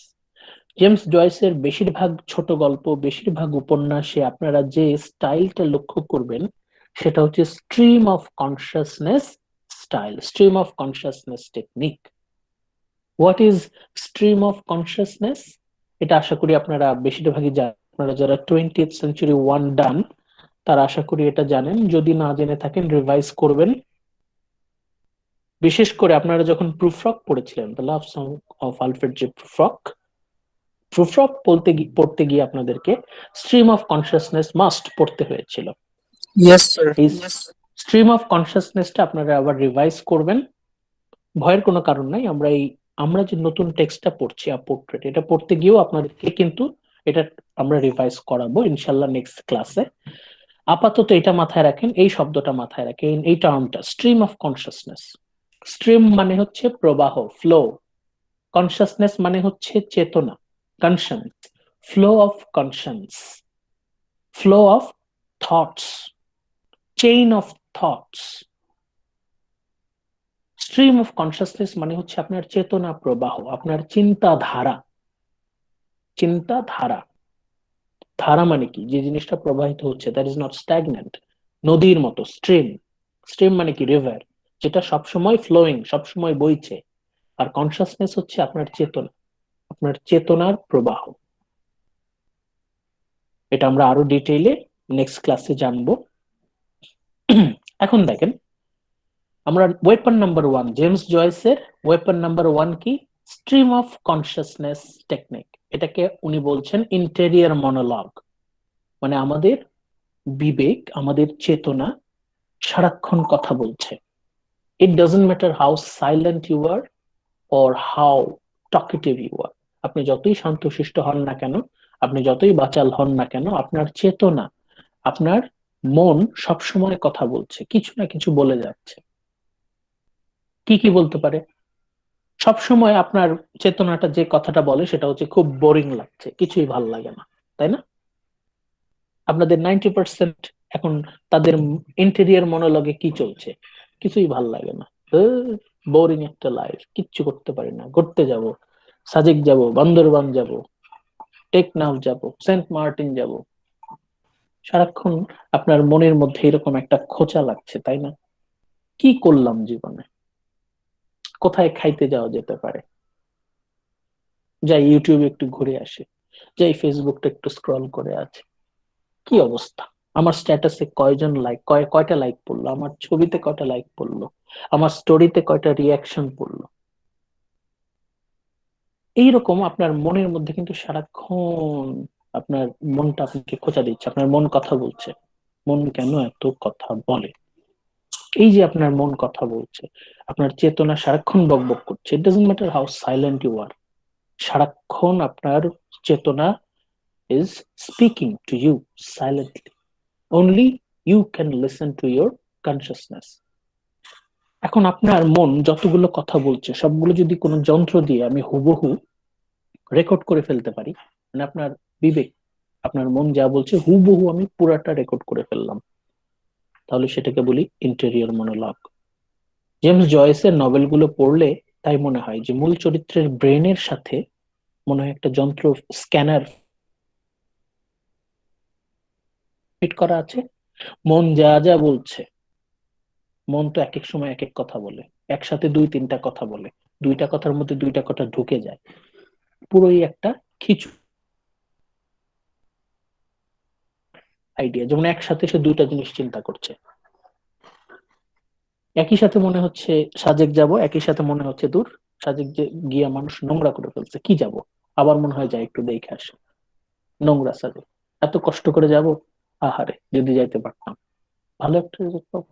না, মিড টার্ম চলতেছে, কি চিন্তা করতেছি এসব। তাহলে এই যে আপনার মন কিন্তু এই কথাগুলো বলছে, আপনার মনটাকে একটা স্ক্যানার দিয়ে যদি আমি ট্রান্সলেট করে ফেলতে পারি যে একসাথে আপনার মন সাতটা জিনিস চিন্তা করছে, এই সাতটার মধ্যে তিনটা আবার একটা আরেকটার সাথে খিচুড়ি কিট্টু লেগে আছে, আমি হুবহু স্ক্যান করে ফেললাম, সেই scan scanned document of your consciousness, of your mind, would be your interior monologue. Most of Joyce's work contained the style known as stream of consciousness or interior monologue, which leads reader to a certain character's thoughts and insight. আমরা যখনই James জয়েসের কোন একটা ক্যারেক্টারের stream of consciousness study করতে থাকবো, তখন we will be we will be able to enter into a certain character's thoughts and insight. কোন একটা ক্যারেক্টারের মনের মধ্যে আমরা ঢুকে যাব, তার চিন্তা ভাবনার ভেতরে আমি ঢুকে যাব। ক্যারেক্টারটা চুপচাপ কিছু বলছে না, কিন্তু তার মানে এই না যে সে চুপ করে আছে, মনে মনে সে অনেক কথা বলছে। আমরা স্ট্রিম অফ কনসিয়াসনেস এই টেকনিকের মাধ্যমে ওই ক্যারেক্টারের মনে ঢুকে যাচ্ছি, we are entering into that certain character's thoughts. James Joyce তার লেখনীর মাধ্যমে মনটাকে পোট্রে করছেন, মন অস্থির, কত কথা একসাথে বলছে, মন প্রচুর কথা বলছে, বেশিরভাগ কথারই কোনো লজিক নাই, বেশিরভাগই কিন্তু কোনো লজিক নাই। আমরা অনেক সময় অনেক কিছু চিন্তা করি ইললজিক্যাল অ্যাবসার্ড জিনিসপত্র, ইললজিক্যাল জিনিসপত্র চিন্তা করি আর অস্থির হয়ে যাই। জেমস জয়েসের স্ট্রিম অফ কনসিয়াসনেস এই টেকনিকের মাধ্যমে যে কোনো ক্যারেক্টারকে উনি বিশ্লেষণ করছেন, তার মন কি ভাবছে, কি দেখছে, সবকিছু বিশ্লেষণ করে পাঠকের সামনে উনি উপস্থাপন করেন। Thoughts and insight. In another word, অন্যভাবে যদি বলি, he by using stream of consciousness technique can see a character's mind. James Joyce তার স্ট্রিম অফ কনসিয়াসনেস টেকনিকের মাধ্যমে যে কোনো চরিত্রের মন দেখতে পারেন, ওই মনের ভেতরে কি কি চলছে উনি সবকিছু দেখতে পারেন। This is stream of consciousness technique. এটা হচ্ছে জয়েসের ওয়েপন নাম্বার 1, এটা আমরা নেক্সট ক্লাসে আরো ডিটেইলসে দেখব। ওয়েপন নাম্বার 2, জেমস জয়েসের weapon number 2, Roman and Greek mythology. Roman and Greek mythology, Catholic religion and Celtic language. James জয়েসের লেখায়, তার ছোট গল্পে বা উপন্যাসে আমরা প্রচুর পরিমাণে এনশিয়েন্ট রোমান অ্যান্ড গ্রিক রূপকথার উপাদান খুঁজে পাই। উনি গ্রিক, বিশেষ করে গ্রিক রূপকথার উনি ভীষণ ভক্ত। উনি ওনার উপন্যাসে গ্রিক রূপকথা, রোমান রূপকথাগুলোকে প্রচুর পরিমাণে ব্যবহার করেছেন। একই সাথে ক্যাথলিক রিলিজিয়ন, অবশ্যই তার জীবনের ভিত্তিটাই তো ক্যাথলিক রিলিজিয়নের মাধ্যমে উনি, কিন্তু তার লেখায় সবসময় অ্যান্ড কেল্টিক ল্যাঙ্গুয়েজ, এবং কেল্টিক ল্যাঙ্গুয়েজ তার আয়ারল্যান্ডের যে আদিম ভাষাটা, প্রাচীন ভাষা, তারও কিছু প্রভাব আমরা লক্ষ্য করছি। স্যার সেল্টিক ল্যাঙ্গুয়েজটা কি ইংলিশ না? না, এটা হচ্ছে ওই আইরিশদের আরেকটা প্রাচীন ল্যাঙ্গুয়েজ, কেল্টিক, প্রাচীন। এটা ইংলিশ না, এটা একটা ওল্ড ল্যাঙ্গুয়েজ, ওই আয়ারল্যান্ড ওই দিককার একটা প্রাচীন ভাষা। তাহলে Roman, Greek mythology, Catholic religion, Celtic language, এগুলো উনি তার লেখায় ব্যবহার করেছেন। আপাতত আপনারা এই পার্টটা মাথায় রাখেন, Roman and Greek mythology. James Joyce তার লেখায় রোমান অ্যান্ড গ্রিক মিথোলজি প্রচুর পরিমাণে ব্যবহার করেছেন, খুবই গুরুত্বপূর্ণ। এটা হচ্ছে তার ওয়েপন নাম্বার 2। সেকেন্ড ওয়েপন আমরা বলবো, ফার্স্ট ওয়েপন হচ্ছে interior monologues or stream of consciousness technique. এই টেকনিকের মাধ্যমে উনি যে কোনো চরিত্রের মনের ভেতরে ঢুকে যাচ্ছেন, ক্যারেক্টার কি ভাবছে, কয়টা জিনিস একসাথে ভাবছে, এর মধ্যে কোনটা লজিক্যাল কোনটা ইললজিক্যাল, কিভাবে ভাবনাগুলো একে অপরের সাথে গিট্টু পাকিয়ে যাচ্ছে, খিচুড়ি হয়ে যাচ্ছে, এটাও তিনি সুন্দর করে ভাষার মাধ্যমে আমাদের সামনে পোট্রে করছেন। আমরা পাঠকরা স্ট্রিম অফ কনসিয়াসনেস টেকনিকের মাধ্যমে লেখা অংশটা পড়ে বুঝতে পারি যে আমাদের মন, আমরা চুপচাপ থাকলেও আমাদের মন কত জটিল চিন্তা করে, এবং মনের এই জটিল চিন্তার কারণেই কিন্তু আমরা ভেতরে ভেতরে অস্থির, বাইরে হয়তো শান্ত, ভেতরে ভেতরে অস্থির। একই সাথে উনি Roman and Greek mythology, Greek রূপকথা, পুরাণ রূপকথা থেকে উনি প্রচুর উপাদান নেন। In most of his works, তার যে বেশিরভাগ কাজ, ইনক্লুডিং ইউলিসিস, ইউলিসিস আপনারা হয়তো জেনে থাকবেন, the greatest novel of 19th century বলা হয়। ইউলিসিস জেমস জয়েসের একটা বিখ্যাত উপন্যাস আছে ইউলিসিস। ইউলিসিস এটা আমাদের লাইব্রেরিতে, সেন্ট্রাল লাইব্রেরিতে আপনারা পাবেন ইউলিসিস, নীল রঙের একটা বই। এই ইউলিসিসকে বলা হয় the greatest novel of 19th century. 19th সেঞ্চুরির সর্বশ্রেষ্ঠ novel. On a portrait of the artist as a young man, an autobiographical novel, যেটা আমরা আমাদের টেক্সট হিসেবে নিয়েছি। আ পোর্ট্রেট, আ পোর্ট্রেট নামটা কিন্তু বড় আছে, তাই না? কিন্তু আমরা সংক্ষেপে ডাকবো আ পোর্ট্রেট। আমাদের থার্ড টেক্সট, এই নভেলের পুরো নাম হচ্ছে a portrait of the artist as a young man. শিল্পীর শিল্পীর পোর্ট্রেট, শিল্পীর ছবি, একজন তরুণ শিল্পীর প্রতিচ্ছবি। A portrait of the artist as a young man, সংক্ষেপে আমরা বলছি আ পোর্ট্রেট। আমাদের নেক্সট টেক্সট, এটাকে আমরা আবারও বলছি অটোবায়োগ্রাফিক্যাল নভেল, আত্মজীবনীমূলক উপন্যাস। Compulsion with above mentioned mythology can be found easily. উনার প্রতিটা লেখায় আপনারা গ্রিক মিথোলজি, রোমান মিথোলজির অস্তিত্ব খুঁজে পাবেন। মানে জেমস জয়েস এতটাই গ্রিক মিথোলজি, রোমান মিথোলজি দ্বারা ইন্সপায়ার্ড যে উনার সব লেখায় আপনারা গ্রিক মিথোলজির বা রোমান মিথোলজি, রোমান বা গ্রিক রূপকথার উপাদানগুলো খুঁজে পাবেন। এমনকি আমাদের এই যে থার্ড টেক্সট আ পোর্ট্রেট, এখানেও খুঁজে পাবেন। আ পোর্ট্রেট আমাদের এই উপন্যাসে এই দুটো ওয়েপনই খুব সফলভাবে, যথার্থভাবে প্রয়োগ করা হয়েছে। Weapon number 1 stream of consciousness technique, weapon number 2 Roman and Greek mythology. এখন আমরা আমাদের উপন্যাসটার সামারিটা একটু আলোচনা করি। যদিও আমরা অলরেডি কিছুটা জানি, কিভাবে আমরা যখন জেমস জয়েসের জীবন সম্পর্কে পড়লাম তখন কিন্তু অলরেডি আমরা সামারিটা কিছুটা জানি। একটু আগে বললাম না যে জেমস জয়েস এবং আমাদের উপন্যাসের মূল চরিত্র Stephen, they are actually the same person. James জয়েসকে জানা মানেই হচ্ছে আমাদের এই উপন্যাসের মূল চরিত্র স্টিফেন ডেডালাসকে জানা। Let's focus on the summary. A portrait. Sir একটা কোশ্চেন ছিল।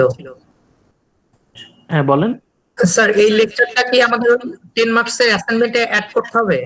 না না না। Thank you sir. A portrait summary.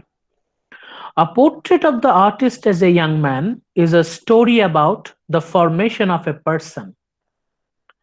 A portrait, এই নভেলটা, it is a story about formation of a person. এই নভেলটা একটা গল্প। কিসের গল্প? কিভাবে একটা ব্যক্তি, একটা মানুষ ম্যাচুরিটি অ্যাচিভ করে, পরিপক্কতা অর্জন করে, তার মধ্যে ফরমেশন, ম্যাচুরিটি কিভাবে আসে, তার গল্প। This is a story about formation of a person. একটা ব্যক্তিত্ব গঠন হচ্ছে, একটা ব্যক্তি, একটা মানুষ, সে ম্যাচুরিটি অ্যাচিভ করছে। আপনারা অলরেডি টম জোন্স নামে একটা উপন্যাস পড়েছেন আশা করি। সেই টম জোন্সে আপনারা দেখেছেন একটা ক্যারেক্টার কিভাবে আস্তে আস্তে ম্যাচুরিটি অ্যাচিভ করে। যখনই কোনো একটা novel, if a novel portraits the formation of the protagonist, মূল চরিত্রের ম্যাচুরিটি অর্জনের যে জার্নিটা, from immaturity to maturity, from childhood to adulthood, যদি কোনো নভেলে বিস্তারিতভাবে পোর্ট্রে করা হয়, উপস্থাপন করা হয়, তবে সেই নভেলটাকে বলা হয় বিল্ডাংসরোম্যান। আমাদের আ পোর্ট্রেট, দিস ইজ আ বিল্ডাংসরোম্যান। কেন? কারণ in this novel we will find the journey of Stephen Dedalus. এই উপন্যাসে আমরা একটা জার্নি প্রত্যক্ষ করব, একটা জার্নি লক্ষ্য করব। কার জার্নি? স্টিফেন ডেডালাস, এই ক্যারেক্টারটার journey, from his childhood to youth. Stephen Dedalus এই চরিত্র, তার journey of mental, intellectual,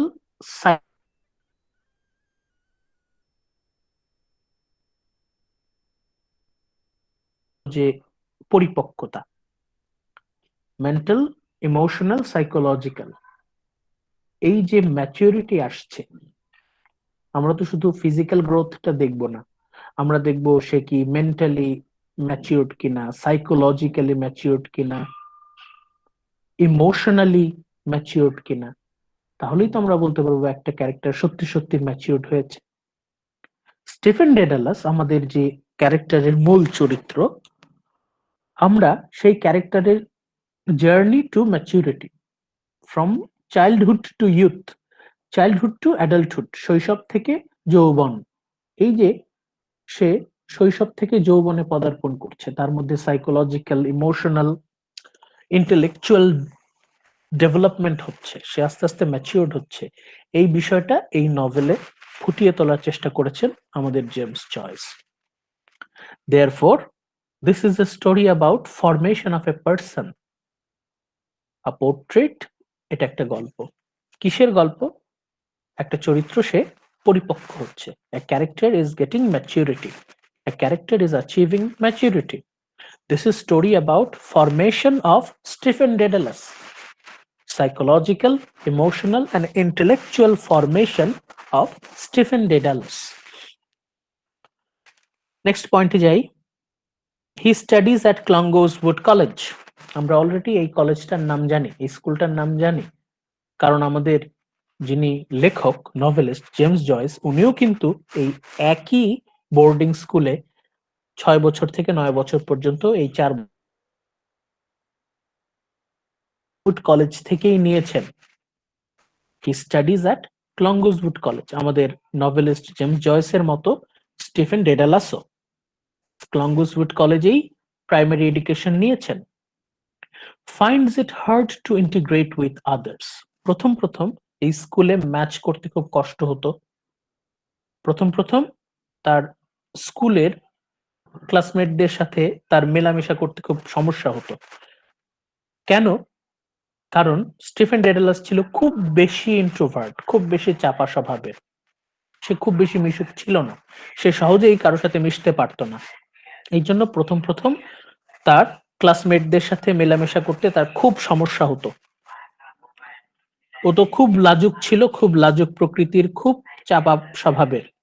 he never participates in game with other children. সে কোনো খেলায় অংশগ্রহণ করে না, অংশগ্রহণ করলেও নামে মাত্র, জাস্ট শো করে খেলছে, কিন্তু আসলে সে মন থেকে কখনোই খেলাধুলায় অংশগ্রহণ করে না উইথ আদার চিলড্রেন। তার ক্লাসমেটদের সাথে সে কখনোই কোনো খেলায় অংশগ্রহণ করে না। Because the older boys always mock him and treat him as an outsider or stranger. তার ক্লাসমেটরা এবং তার ক্লাসের উঁচু ক্লাসের সিনিয়র বয়গুলো যারা উপরের ক্লাসে পড়াশোনা করতো, ওল্ডার বয়েস সিনিয়ররা অলওয়েজ মকড হিম, ওকে প্রচুর অপমান করত, জ্বালাতন করত, হ্যারাস করত, বুলি করত, and treat him as an outsider or stranger. স্টিফেনকে কখনোই আপন করে নিতে পারেনি, মানে সবার সাথে থেকেও স্টিফেন একা, আউটসাইডার, স্ট্রেঞ্জার। স্টিফেন ডেডালাসকে তার ক্লাসমেটরা এবং তার স্কুলের অন্যান্য বাচ্চারা কখনোই আপন করে নিতে পারেনি। সবসময় তার ক্লাসমেট এবং স্কুলের অন্যান্য বাচ্চাদের চোখে স্টিফেন সবসময় ছিল একজন বহিরাগত, অপরিচিত কেউ। So he always annoyed by behaviour of his classmate. যেহেতু সে কখনোই কাউকে আপন করে নিতে পারেনি, অন্যরাও ওকে আপন করে নিতে পারেনি, সে নিজেও কাউকে আপন করে নিতে পারেনি। সবাই স্টিফেন ডেডালাসের কাছে অপরিচিত, অপরিচিতদের ব্যবহারে তো বিরক্ত হবেই। এই জন্য দেখা যেত যে একটু 19 থেকে 20 হলে অল্পতেই স্টিফেন ডেডালাস তার ক্লাসমেটদের ব্যবহারে বিরক্ত হতো, সে বিরক্তি প্রকাশ করত এবং এই জন্য দেখা যাইতো সে প্রচুর বুলিড হইতো, সে প্রচুর হ্যারাসড হইতো। এই গল্পটা কিন্তু শুধুমাত্র স্টিফেন ডেডালাসের না, this is also the story of our novelist James Joyce. তার ছোটবেলার স্কুল লাইফটা কেমন ছিল সেটাও কিন্তু আমরা দেখতে পাচ্ছি। খুবই লাজুক, চাপা স্বভাবের ছিলেন, ভেরি শাই, ভেরি ইন্ট্রোভার্ট, মিশতেন না, কাউকে আপন করে নিতে পারতেন না, সবার আচরণে বিরক্ত এবং সবার হাতে লাঞ্ছিত, প্রতিদিন লাঞ্ছিত হতেন স্কুল লাইফে। মানে ওনার স্কুল লাইফের শুরুটা ছিল অনেকটা নরক, hell, it was a hell. The beginning of both Stephen Dedalus and James Joyce, আমরা জেমস জয়েস বলি বা স্টিফেন ডেডালাস বলি, তাদের স্কুল লাইফের শুরুটা ছিল খুবই যন্ত্রণার। হি often recognized oneself as a hero, very important. কিছু কি মনে পড়ছে? কিছু কি মনে পড়ছে আপনাদের? He often recognizes oneself as a hero. সে নিজেকে প্রায় হিরো মনে করত। কেন? কারণ সে গল্পের বই পড়েই সময় কাটাতো। স্যার লর্ড জিমের ক্যারেক্টারের জিম যেমন তার জীবনের শুরুতে খুবই প্রোটেক্টেড রিলিজিয়াস অ্যাটমসফিয়ারে বড় হয়েছিল, আমাদের স্টিফেন ডেডালাসও কিন্তু প্রোটেক্টেড ক্যাথলিক অ্যাটমসফিয়ারে বড় হচ্ছে। জিম যেমন গল্প পড়ে পড়ে নিজেকে হিরো মনে করত, একইভাবে আমাদের স্টিফেন, সেও গল্পের বই পড়ে পড়ে রিকগনাইজেস ওনসেলফ অ্যাজ এ হিরো, নিজেকে হিরো মনে করত। অদ্ভুত একটা মিল আমরা পেয়ে যাচ্ছি জিম এবং স্টিফেনের মধ্যে। বাট রিমেইনস আইসোলেটেড, জিমের থেকে সে আলাদা। জিম যেমন নিজেকে হিরো মনে করতো এবং অন্যদের সাথে মেলামেশা করত, স্টিফেন কিন্তু নিজেকে হিরো মনে করতো and remains isolated from others, এবং অন্যদের সাথে নিজেকে আলাদা করে রাখতো। জিম যেমন খুব পপুলার ছিল, জিম ওয়াজ ভেরি পপুলার, সবার পছন্দের, সবার প্রিয়, আর স্টিফেন হচ্ছে সবার অপ্রিয়, কেউ ওকে দেখতে পারতো না। হি আইসোলেটেড হিমসেলফ ফ্রম আদার্স, অন্যদের থেকে নিজেকে আলাদা করে রাখতো, অ্যান্ড এক্সাইল হিমসেলফ, এবং ইচ্ছা করে নিজেকে অন্যদের থেকে বিচ্ছিন্ন করে রাখতো, নির্বাসিত রাখতো। লাস্ট পয়েন্টে আমরা কিন্তু আমাদের আগের নভেলের মূল চরিত্র জিমের সাথে একটা মিলও পেলাম, আবার একটা বড় পার্থক্যও পেয়ে গেলাম। এটা হয়তো আমাদের কাজে লাগতে পারে। সো পোর্ট্রেট সামারি আমরা পড়ছি, নেক্সট কন্টিনিউ করি।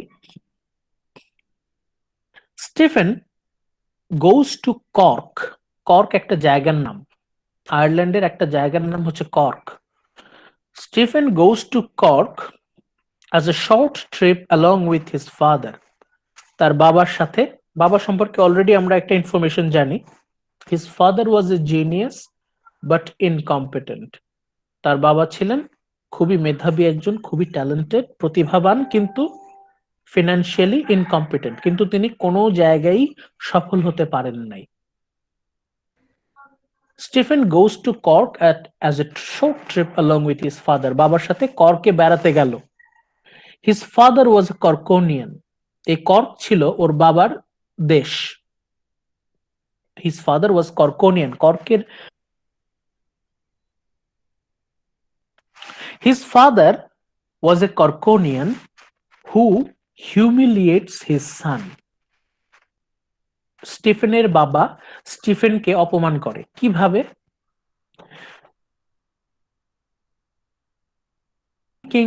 ফ্লার্টিং অ্যান্ড লং টক।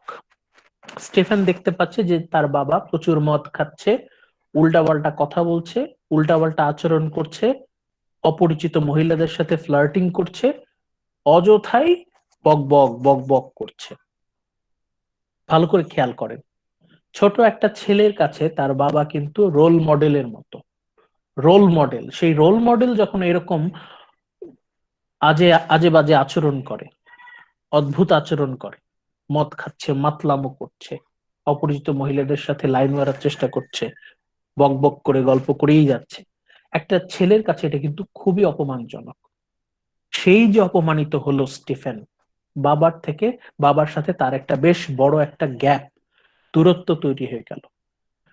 মানে স্টিফেন সে তো খুব শান্তশিষ্ট, নিজেকে সে হিরো মনে করে, কিন্তু মানে নিজেকে সে অন্যদের থেকে বেটার মনে করে। সে দেখলো যে তার বাবার থেকে সেই তো ম্যাচিউরড।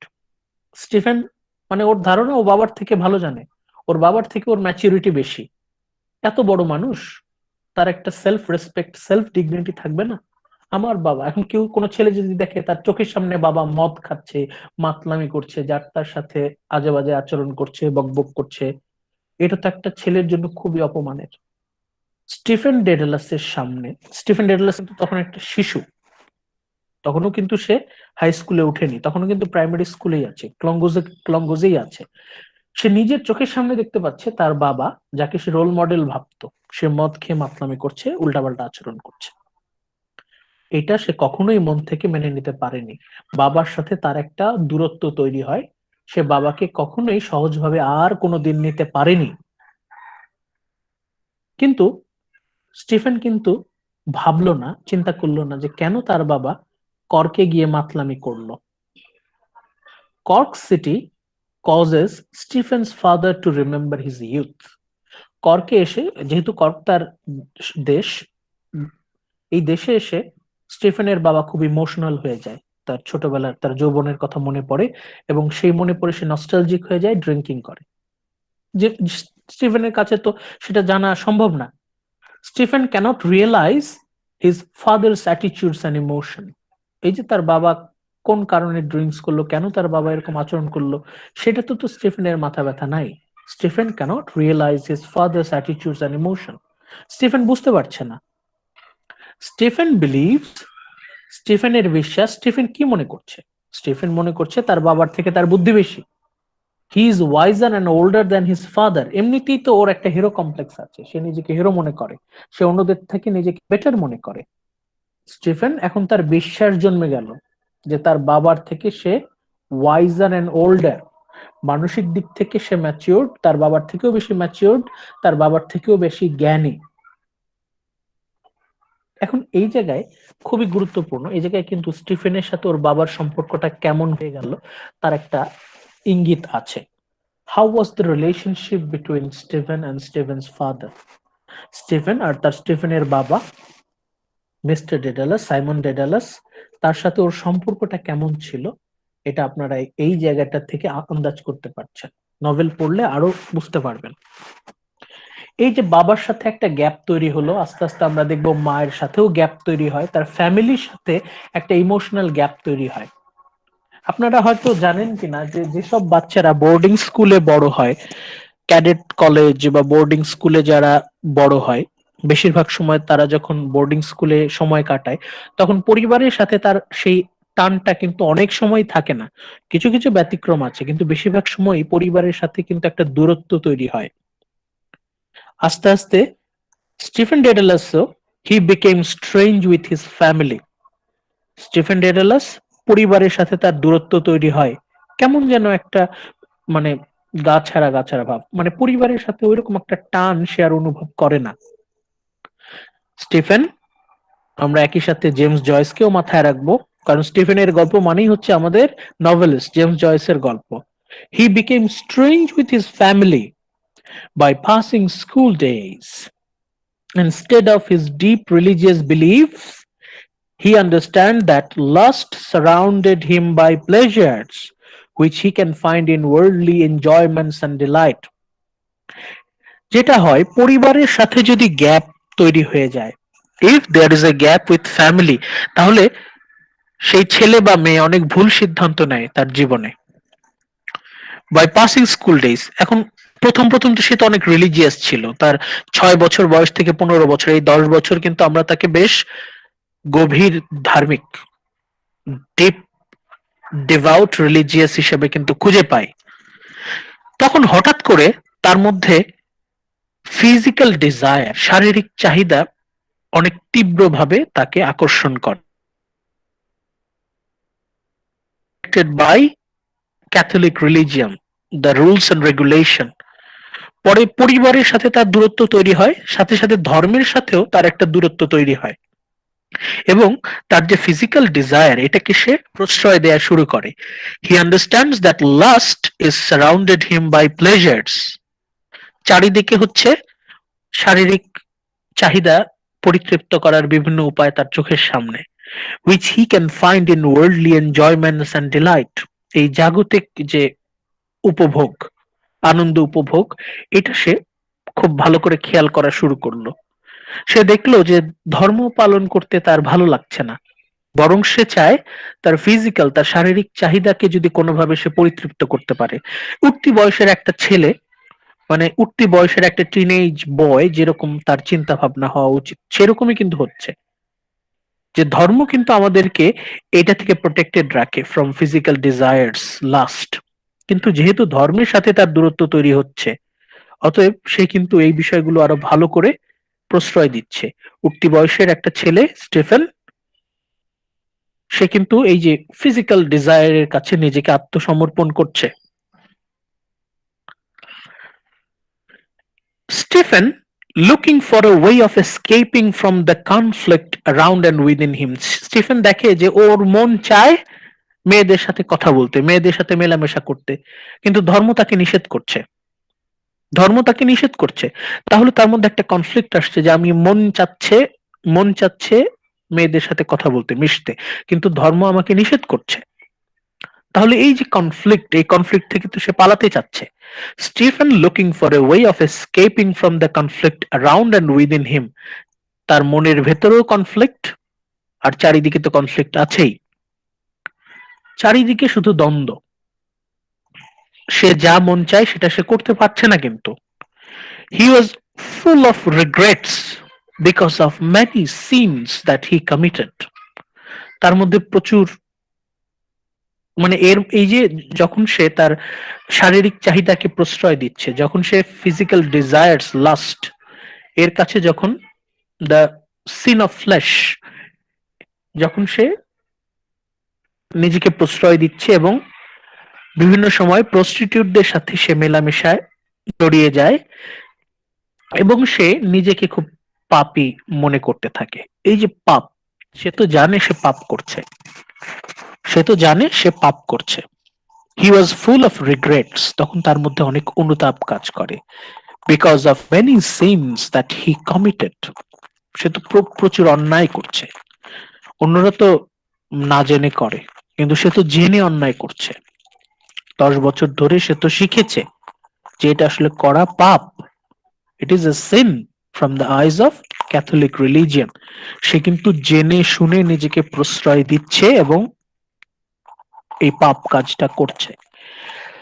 এখন ভালো করে খেয়াল করেন, খুব ঠান্ডা মাথায় চিন্তা করেন, আপনার সারা জীবন আপনি যে বিষয়টা অপরাধ বলে শিখে এসেছেন, মেনে এসেছেন, বিশ্বাস করে এসেছেন, এখন হঠাৎ করে সেটাকে অস্বীকার করে আপনি যতই অপরাধ করে নিজেকে রিল্যাক্সড ভাবতে চান না কেন, আপনার বিবেক কিন্তু আপনাকে বারবার দংশন করতে থাকবে, আপনার কনসিয়েন্স আপনাকে বারবার আপনাকে আক্রমণ করতে থাকবে যে কি তুমি পাপী, তুমি পাপী। স্টিফেন ডেডালাসের মন স্টিফেন ডেডালাসকে বারবার বলছে ইউ আর আ সিনার, তুমি একজন পাপী। সে যতই নিজেকে বিদ্রোহী বিপ্লবী ভাবার কথা চিন্তা করতে থাকুক না কেন, কিন্তু তার বেস, তার ফাউন্ডেশন কিন্তু রিলিজিয়ান। ভালো করে খেয়াল করেন, বেস ইজ রিলিজিয়ান। তার বিবেক তাকে বারবার মনে করিয়ে দিচ্ছে যে you are a sinner, you are a sinner. Sir Nuzhat ম্যামের ক্লাস আছে একটায়। He was full of regrets because many sins that he committed. সে তো জানে যে সে অপরাধ করেছে, পাপ করেছে, এজন্য তার মনে কিন্তু বারবার সে কষ্ট পাচ্ছে, তার বিবেক তাকে দংশন করছে। ইন দিস মোমেন্ট, এই যে অলরেডি কিন্তু সে অনেক খুব গিল্ট ফিল করছে। সে যতই নিজেকে রেবেল মনে করুক না কেন, সে কিন্তু তার এতদিনের যে বিশ্বাস, ফাউন্ডেশন, রিলিজিয়াস বিলিফ, এটাকে সে কিন্তু অমান্য করেছে। সে নিজের কাছে নিজের সামনে নিজে দাঁড়াতে পারছে না, সে আয়নায় নিজেকে দেখতে পাচ্ছে না। যে সে যতবার নিজেকে দেখছে ততবার কিন্তু নিজেকে সে অপরাধী মনে করছে, পাপী মনে করছে। এইরকম একটা অস্থিতিশীল মানসিক অবস্থায় in this moment he visits A priest. এই সময় একজন ধর্মযাজক, ফাদার বলে ওরা যাকে, এক ফাদার আর্নল্ড নামে একজন ধর্মযাজক, একজন ফাদারের সাথে তার সাক্ষাৎ হয়। উনি বিভিন্ন সময় ধর্মীয় বাণী দিয়ে থাকেন, sermon. Who speaks of hell. Father Arnold তার এক ধর্ম বিষয়ক বক্তৃতায় নরক কতটা ভয়ঙ্কর, বিশেষ করে যারা এই ফ্ল্যাশ যারা ডিজায়ার, ফিজিক্যাল ডিজায়ারের কাছে নিজেকে আত্মসমর্পণ করে, যারা অবৈধ সম্পর্কে জড়িয়ে যায়, যারা লাস্টের কাছে নিজেকে সারেন্ডার করে, তারা নরকে যে কত বড় শাস্তি, কত ভয়ঙ্কর শাস্তি পাবে, তার একটা ভয়ঙ্কর বর্ণনা ফাদার আর্নল্ড দেয়। এইটা শোনার পর তো স্টিফেন ডেডলাসের অবস্থা খুব কাহিল, খুবই করুণ। দ্য ডেসক্রিপশন অফ হেল, নরকের এমন ভয়ঙ্কর বর্ণনা ফাদার আর্নল্ড দিল, that makes him scared, and it was a motivation for him for his confession. বানান ভুল আছে এখানে, কনফেশন বানানটা ঠিক করে নেবেন। এই যে নরকের বর্ণনা, এই নরকের বর্ণনা শোনার পর সে সিরিয়াসলি ভয় পেয়ে যায়, এবং সে আগে যতটা ধার্মিক ছিল তার থেকে আরো গভীর ভাবে নিজেকে খুব সিরিয়াসলি একদম করে। বুঝতে পারছেন? এমনিতেই তো তার মধ্যে গিল্ট ফিলিং ছিল, তার মধ্যে ফাদার আর্নল্ড যখন বলল যে যারা এই লাস্টের কাছে নিজে পরাজিত হবে তারা নরকে গিয়ে এরকম ভয়ঙ্কর শাস্তি পাবে, সেইটা জানার পর স্টিফেন ডেডলাস প্রচন্ড ভয় পেয়ে যায়, এবং সে আগের থেকে আরো দ্বিগুণ গতিতে, দ্বিগুণ উদ্যমে সে কি করতে থাকে, ধর্মকর্ম করতে থাকে। ডেসপাইট, এখানে বানান ভুল আছে, টি হবে, ডেসপাইট টি হবে, ডেসপাইট আ short time his believe two Catholic, এই যে তার মধ্যে হঠাৎ করে ধর্মের প্রতি ঝোঁক আসে, his religion begins to fade again, যেরকম হুট করে তার মধ্যে এই যে ভয়ের কারণে ধর্মের প্রতি অনুরাগ সৃষ্টি হয় হঠাৎ করে, আবার আস্তে আস্তে তার মধ্য থেকে ধর্মের প্রতি যে ঝোঁক সেটা আবার ফেড, বিলীন হয়ে যেতে থাকে। ভালো করে খেয়াল করেন, সে 10 বছর বয়স, সে 10 বছর ধরে তার ফাউন্ডেশন কিন্তু ক্যাথলিক রিলিজিয়নে। তারপর পরিবারের সাথে দূরত্ব তৈরি হয়, ধর্মের প্রতিও সে তার অতটা টান অনুভব করে না। উঠতি বয়সের একটা ছেলে তার ফিজিক্যাল ডিজায়ারের জন্য he mixes up with the prostitute, সে প্রস্টিটিউটদের সাথে উঠা বসা করে, মেলামেশা করে। এখন তার তো ফাউন্ডেশন আছে ক্যাথলিক রিলিজিয়নে, এই জন্য সে বুঝতে পারে যে সে পাপ করেছে, সে তার মধ্যে একটা গিল্ট ফিলিংস কাজ করে। মোরওভার তার উপরে ফাদার আর্নল্ড যখন নরকের বর্ণনা দিচ্ছে তখন কিন্তু স্টিফেন ডেডলাস ভয়ঙ্কর ভাবে ভয় পেয়ে যায়। শাস্তি, এই ভয়ে সে আগের থেকে আরো দ্বিগুণ শক্তিতে, দ্বিগুণ উদ্যমে সে ধর্মকর্ম পালনে আবার মনোযোগী হয়।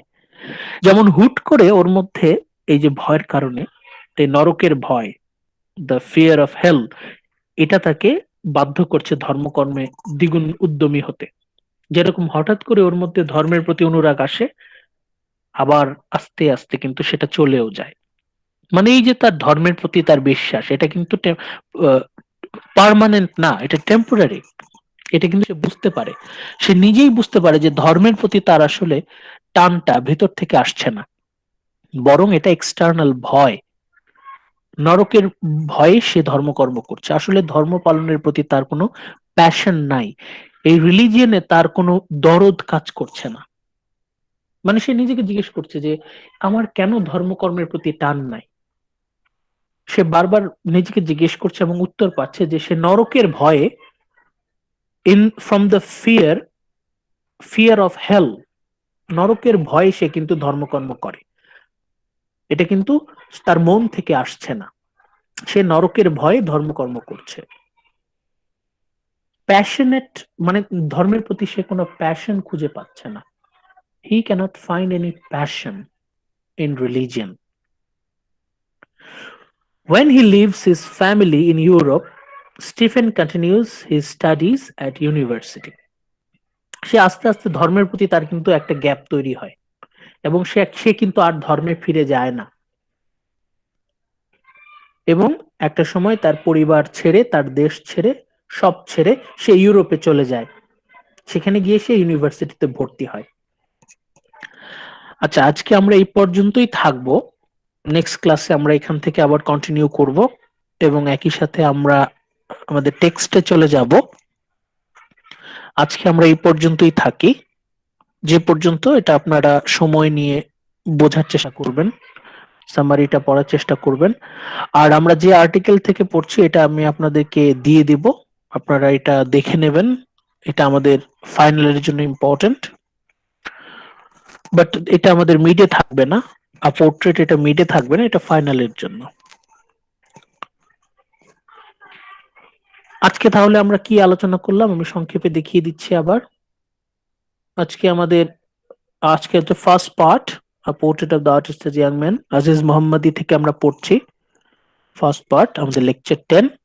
প্রথমে আমরা আর্টিকেলটার অ্যাবস্ট্রাক্ট আলোচনা করলাম। অ্যাবস্ট্রাক্টে বললাম যে this is an autobiographical novel. মূল চরিত্র সম্পর্কে জানা মানেই লেখক সম্পর্কে জানা। এই নভেলটা একটা মডার্ন নভেল, কারণ এখানে we find the combination of realism, naturalism and Marxism. আমরা পুরো লেকচার গুলো জুড়েই আমরা জেমস জয়েস আর আমাদের স্টিফেন ডেডলাস, এই দুজনের মধ্যে আমরা সম্পর্ক খুঁজে বের করার চেষ্টা করব। এরপর আমরা জেমস জয়েস সম্পর্কে কিছু জেনেছি। আমরা জেনেছি জেমস জয়েস যখন জন্মগ্রহণ করে তখন আয়ারল্যান্ডে দুইটা বিষয়ে অস্থিরতা বিরাজ করছে: রাজনৈতিক অস্থিরতা, political tension between British and the Irish, and religious tension, এবং ধর্মীয় অস্থিরতা বিটুইন ক্যাথলিক্স অ্যান্ড প্রোটেস্ট্যান্ট। এরপর জয়েসের আর্লি লাইফ জানা মানেই হচ্ছে আমাদের নভেলের মেইন ক্যারেক্টার স্টিফেন ডেডলাসের আর্লি লাইফ সম্পর্কে জানা।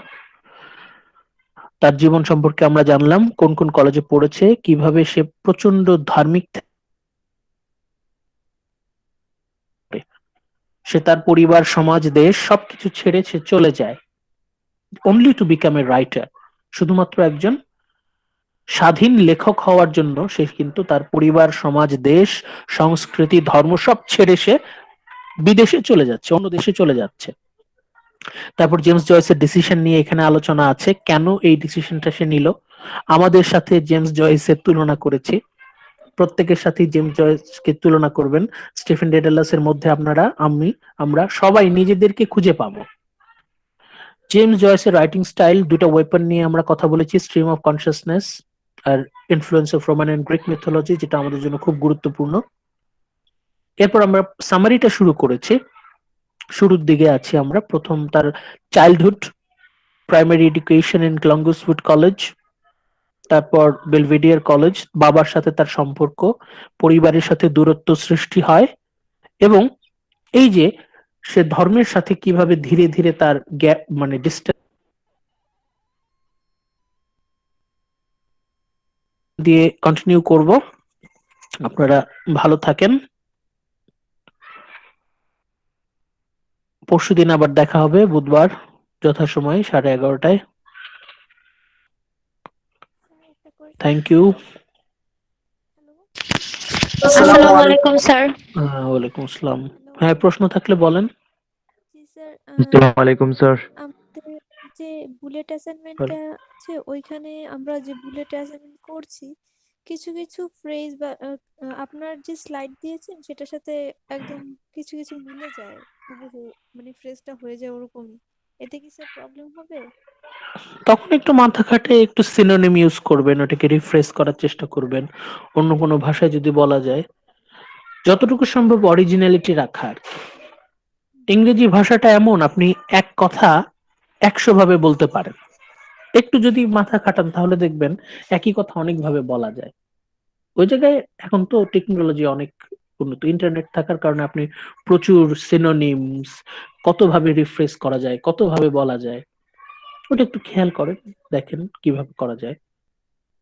ঠিক আছে স্যার, থ্যাংক ইউ। হ্যাঁ হ্যাঁ, একটু একটু একটু দেখেন, এটা কিন্তু আপনার সারা জীবন কাজে লাগবে। অনেক কিছু শিখতে পারবেন যখন আপনি চিন্তা করবেন, আচ্ছা এই কথাটাই আমি একটু অন্যভাবে বলি তো কিভাবে বলা যায়। দেখবেন নতুন আরেকটা শব্দ শিখে যাবেন, নতুন আরেকটা এক্সপ্রেশন শিখে যাবেন। এটা কিন্তু আপনার স্কিল ডেভেলপমেন্টের জন্য অনেক জরুরি। সবসময় একই কথা কি কি ভাবে বলা যায় এটা প্র্যাকটিস করার চেষ্টা করবেন। এটা দরকার, এটা আপনার উপকার, সারা জীবন কাজে লাগবে।